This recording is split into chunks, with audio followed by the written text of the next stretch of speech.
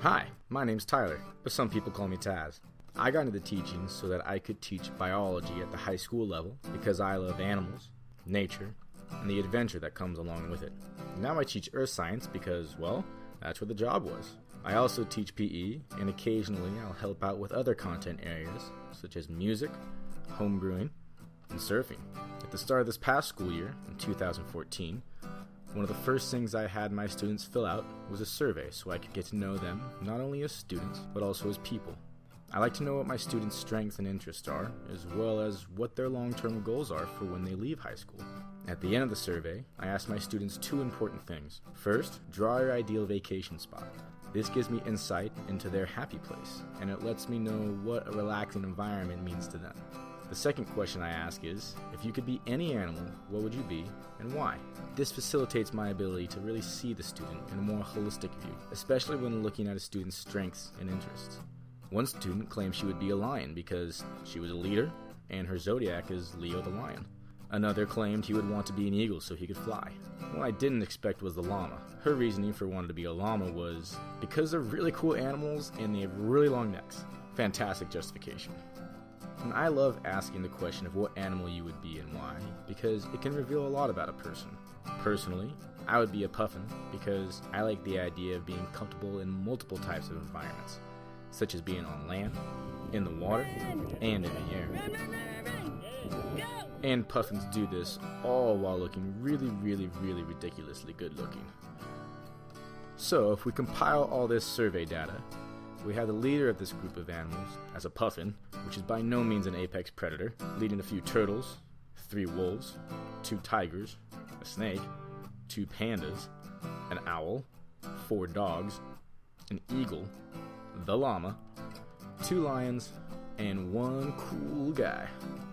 No, seriously, that was a student's answer to the survey question. 1 cool guy.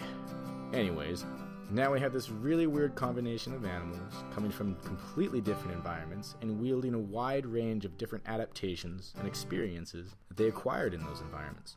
Now you might be thinking, that sounds like a zoo. Well, sometimes it felt like that, but I learned to see each of my students as having their own strengths and adaptations that they have acquired over their lifetimes as a result of those different environments. And this is where my biological metaphor breaks a little bit, but it does so in such a beautiful way. According to the theory of evolution proposed by Charles Darwin, organisms that are best suited to the environment will survive, reproduce, and adapt over generations. This scientifically accurate version of evolution requires a population over time. However, I see my students evolve as they acquire adaptations and skills over their individual lifetimes. Now, imagine a penguin in the desert. It would likely die. But now imagine the penguin can learn how to adapt to live in the desert from a camel. Then the penguin can survive in an environment it would otherwise be unable to survive in. Or it could learn how to build an icebox in a tree. Whatever floats your boat. This is similar to my own classroom. First, my students have to sharpen their own strengths, skills, and wit through individual practice. Then, after my students have gleaned some individual confidence, my students work together, and that is where I see the most development of their skills. Not just academic skills, but also social skills. When my students are working together, I see my students complement each other's skills and adaptations, and they help each other evolve into something stronger. One example of this story is a student who identified himself as a dog. He's very loving, caring, and quite extroverted. He seemed to get along with everyone. However, he did struggle a lot with reading and writing. My owl loved reading, but was quite introverted. She would work by herself, and when she could, she liked to have her own space. I noticed this, and I saw an opportunity for both of them to benefit from each other. So I grouped them together, and I loved what I saw. The dog taught the owl how to be more extroverted and open up to others, while the owl taught the dog how to focus on the content and readings that was required. It was, and still is, a beautiful friendship. Now, as the leader of my classroom, it is my responsibility to understand all of my students to the best of my ability so that I can help them grow and develop just as I mentioned. One way I believe I can do this is to gain experience in various skills in diverse environments because it gives me new perspective on the world and the life that lives in it.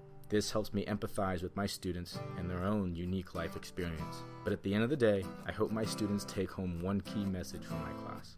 Although we are all unique, we are all much more similar to each other than we are different. We're all living things on the same planet, dealing with changes in our environment, and together we can help to strengthen each other so that we can all thrive. There is so much to experience and so much adventure to be had that it would be a shame if we didn't experience it with each other.